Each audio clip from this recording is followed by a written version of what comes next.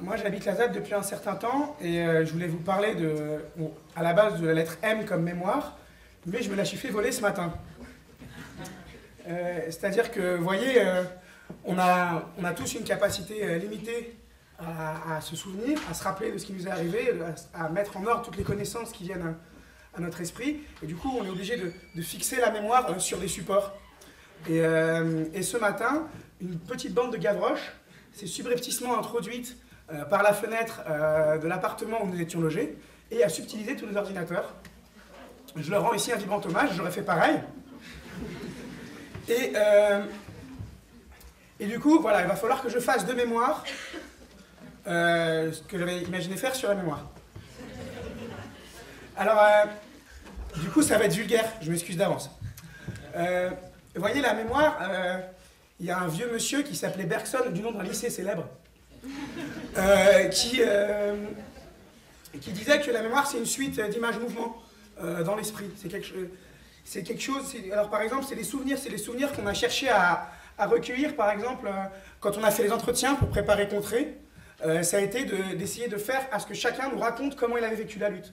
Et puis plein de gens d'horizons différents se mettaient à être habités par leurs souvenirs, fermaient un peu les yeux, avaient des images-mouvements qui leur venaient à l'esprit et nous racontaient qui l'assaut de la Châtaigne, comment il s'est installé, qui une assemblée mémorable où il s'était engueulé avec telle ou telle composante de la lutte pendant des heures. Mais la mémoire, donc cette mémoire-là, cette mémoire des entretiens, cette mémoire de souvenirs immédiats des gens, on a essayé de la recueillir, mais pas comme l'aurait fait l'anthropologue ou le sociologue. C'est-à-dire, on n'avait pas une grille d'entretien particulière, on n'avait pas... Le but de cette mémoire-là qui était récoltée, c'était juste de faire circuler un récit, c'est-à-dire de se faire l'écho des souvenirs des gens qu'on avait interrogés, et de faire que ces souvenirs, comme une boîte de résonance, ils arrivent jusqu'aux autres. Donc c'était pas agencer, expliquer ce que les gens nous avaient raconté, ce qui serait le travail d'un chercheur, un truc comme ça, c'est ça.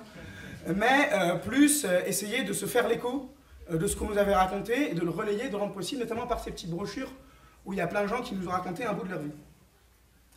Et parmi ces gens-là, il y a quelqu'un qui s'appelle en M, qui s'appelle Michel Tarin, à qui je voulais rendre hommage aujourd'hui. Michel, il fait partie de tous ces gens qui ont des cheveux gris et qui se rappellent de ce qu'est la ZAD avant qu'elle ne devienne la ZAD. Je ne sais pas comment dire ça. Vous voyez, le décret de ZAD, c'est en 1974, et l'image qu'on a de la ZAD dans l'opinion publique, depuis qu'elle est devenue un sujet national, etc., elle est souvent écrasée par la figure du zadiste, quoi. Donc ce qu'on imagine quand on parle de la ZAD, c'est un jeune ou une jeune avec un sweat à capuche, voilà. Or cette lutte, elle est faite de plein de gens qui ont les cheveux blancs, poivre et sel, et qui se souviennent de plein de choses qu'ils nous transmettent. Et toutes ces choses dont ils se souviennent, c'est aussi la raison pour laquelle ils sont là. Et donc, on avait fait des soirées, à un moment, on avait fait des soirées où plein d'anciens venaient nous raconter les luttes qu'ils avaient vécues. Et c'est comme ça, nous, qu'on a découvert l'histoire de mai 68 à Nantes, et c'est comme ça qu'on a découvert l'histoire de cette Loire-Atlantique, de ce pays nantais extrêmement combatif, histoire qu'on ignorait, qui n'était pas la nôtre, parce que moi, par exemple, je viens absolument des antipodes de cette région nantaise, et pourtant, les souvenirs qui m'ont été racontés par ces anciens, les images qui me viennent à l'esprit, les objets qu'ils nous ont montrés, qui témoignent de toute cette histoire de lutte dans le coin, elle est devenue la mienne d'histoire. Elle est devenue la nôtre. Alors, je ne vais pas vous la faire parce que ce serait très long, mais on peut prendre quelques petits éléments comme ça. Michel, un jour, on s'est entretenu avec lui, il a commencé l'entretien par dire « Quand mes arrière-grands-parents sont arrivés, il n'y avait rien ici. C'était les Landes de Muson. » Donc, ce qu'on défend à la ZAD, ce n'est pas un paysage naturel, ce n'est pas un paysage sauvage. Ce qu'on défend à la ZAD, c'est un bocage. L'endroit qui nous environne, c'est un bocage. Et qu'est-ce qu'un bocage? Un bocage, c'est un paysage qui résulte d'un rapport de force, qui résulte d'une histoire. Et cette histoire, c'est celle de l'enclosure. C'est celle des Landes, qui étaient des open fields, qui étaient voués aux usages communs, qui servaient à l'autosubsistance des paysans, des habitants du coin, etc. Et qui, d'un coup, suite à un décret royal et ensuite suite à une dynamique extrêmement forte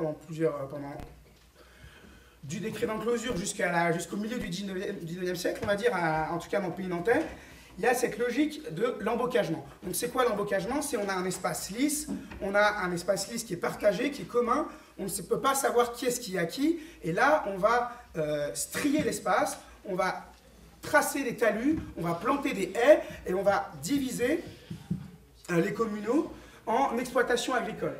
Alors cette histoire de la destruction des communaux, cette histoire des landes, on la lit quand on marche dans le bocage.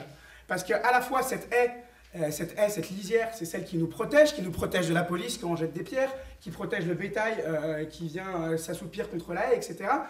Mais c'est aussi à l'origine une clôture.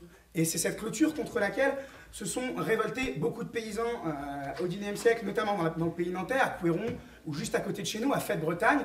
Il y a eu des révoltes très très fortes, où l'objectif des paysans, c'était d'empêcher l'embocagement. Pas comme ceux avec qui on lutte aujourd'hui, qui protègent le bocage, mais ils étaient là pour empêcher l'embocagement. Il s'agissait d'arracher les arbres qui étaient plantés par les seigneurs pour faire des haies.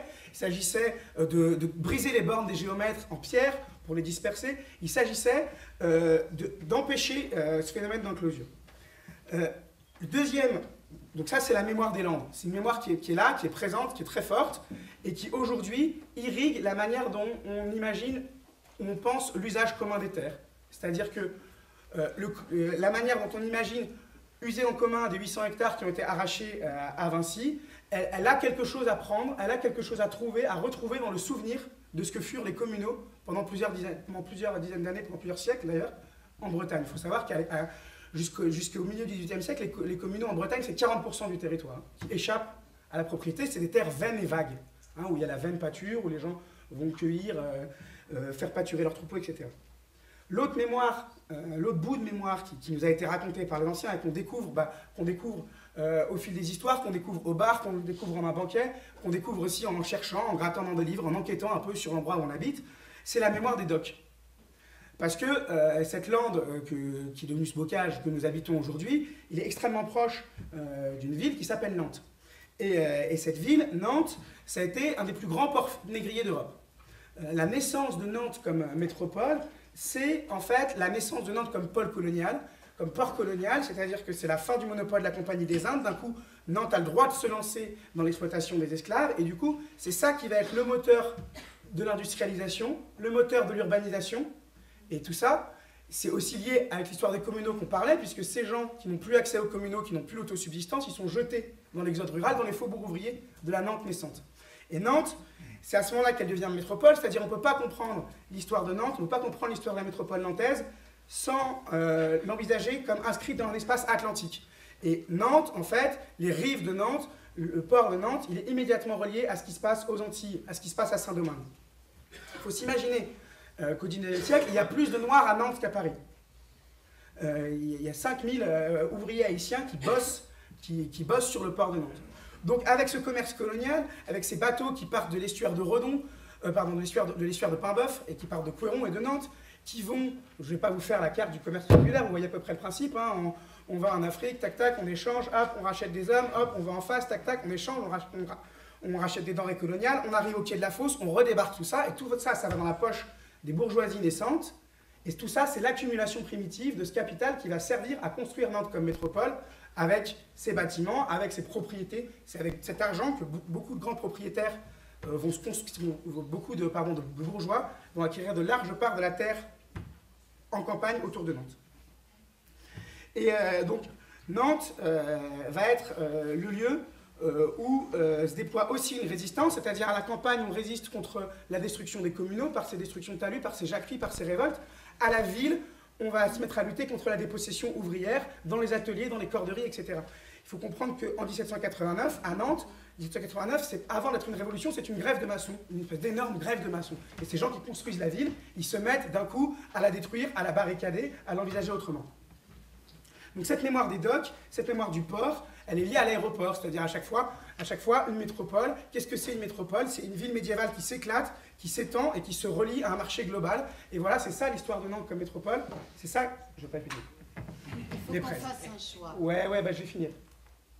Cette mémoire, donc il y a la mémoire des Landes, il y a la mémoire des docks, la mémoire comme métropole, et il y a la mémoire des pavés.